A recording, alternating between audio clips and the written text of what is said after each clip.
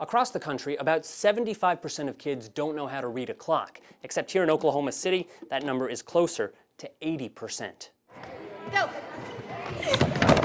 There's a time to play. You don't have a marker, go sit back down. A time to study. I already know. But unless you know the time, Miss Caitlin. well, let's just say your hands are tied. It's kind of on the side, and you say it's 1, but it's kind of still 12.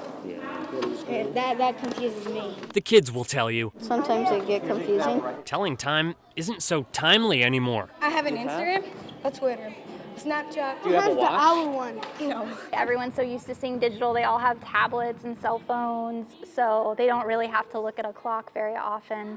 That's analog. Caitlin Carnes and the Boys and Girls Club are trying to change that. Oop, nope. Try it again. Because of low numbers on a time test. Only about 20% of our kids could tell time. And because they know kids can't always afford to get it wrong. 73.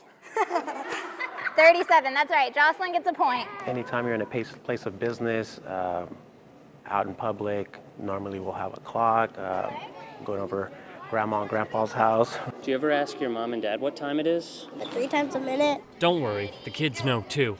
My mom gets mad at me. Every time we're at school, they're like, I ask, what time is it? They're like, look at the watch. Even Carnes couldn't believe how the kids she worked with were running behind on the skill. Yeah, when I was growing up, that was something that we learned. I don't know if that makes me old or not. So now it's a new push. Who else wants to try next? With a new sense of urgency. Where you cannot be late if you're like in work or something. A fundamental skill as critical as ever to watch and learn.